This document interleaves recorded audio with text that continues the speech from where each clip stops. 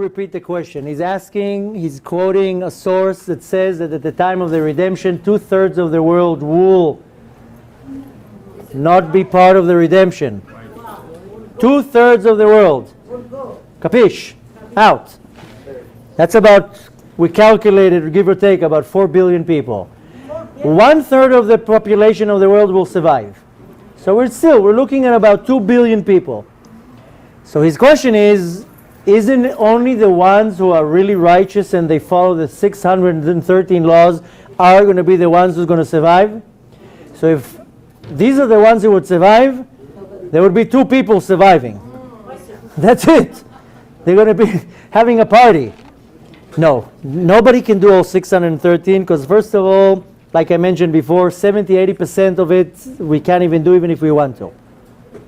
The rest of the 15 to 20% that we're left with, a fraction really does it.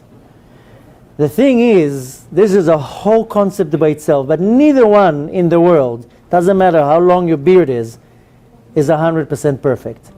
Even the ones with the long beards, they also have problems. It's not about how much you do, it's how you do it, the effort that goes into it, the intention, the struggle. That's it. You know what's measured is not your success, is the effort. The success is the Kadosh Baruch Hu. You are obligated to do your effort. And there's a reason why we fail. There's a reason why we do sins. Because the Kadosh Baruch Hu wanted to give us a raise. And how can you give you a raise if you didn't do tshuva? So there's a reason that why we all sin. And don't think that there are people walking in the streets, there are a fraction of them that are really righteous. Maybe you can count on your hands a couple dozens that are really, really righteous.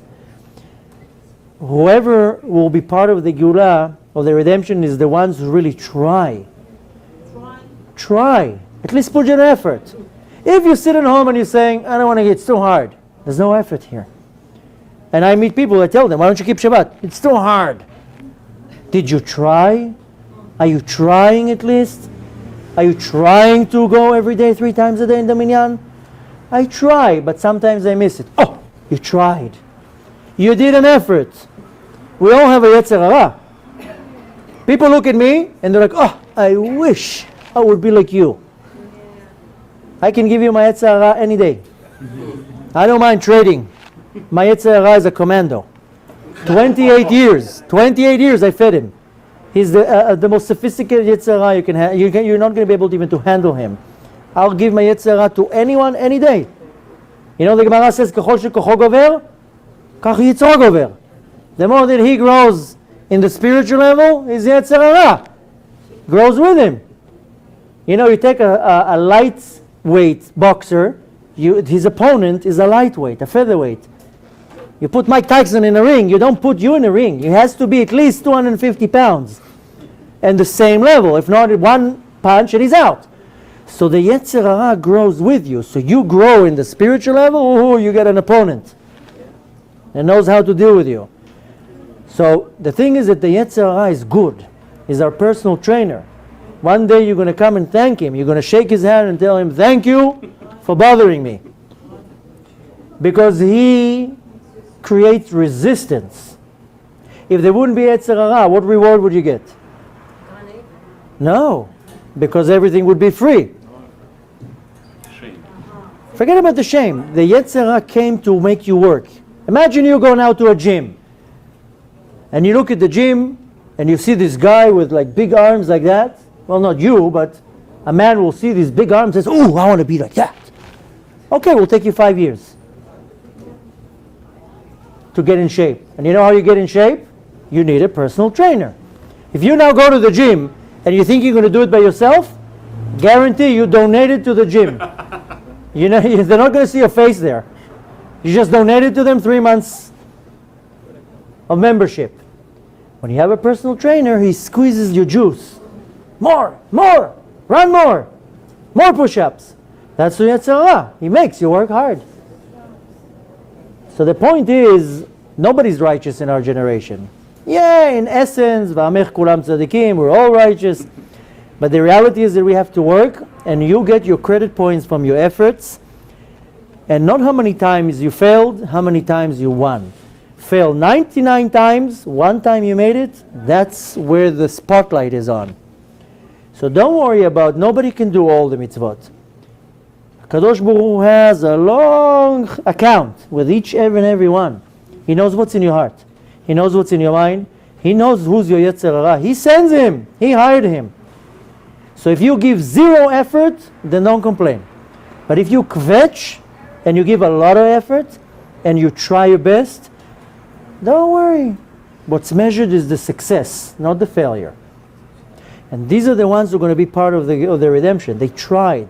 You know, people, they don't even try. They're lazy. They don't want to try. Or even worse, they just mock the Torah. You know, people in our generation mock the Kadosh Baruch Hu and mock the Torah. I mean, Hashem rak yirachem aleim. That's the only thing I can say. The point is that the one who's going to have the merit to be part of the redemption is the one who worked now during exile, and it was hard for him to wake up in the morning to go to pray in a minyan, and it was hard for him not to cheat in business, even though he had the biggest desire to do the sin, he was fighting it. And he fought it, and fought it, and fought it, and finally he failed. Okay, but he fought. And then he still got up. So don't worry about the how much you achieve. Is the effort and the love and the how much went into the mitzvah. That's what don't worry, you can't lie to the Kadosh Baruch Hu. Kadosh Baruch Hu knows everything, he sees everything. He knows who deserves to be in the redemption. And the ones who really deserve are the ones who really want it. And really ask for it. And they're waiting for it. And they do a campaign for it. And I'll be with you in a second. How many people are running in the street and telling people, Mashiach is coming? And the ones who are saying it, everybody's mocking them. How many people will really come and say, do you know Mashiach is coming? Can come today? People are embarrassed. Even rabbis.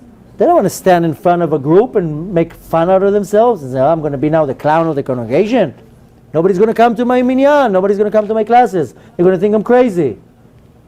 The ones who are really going to deserve the Geula are the ones who worked to get it and to bring it. Don't worry about the 613 mitzvot. Nobody does it.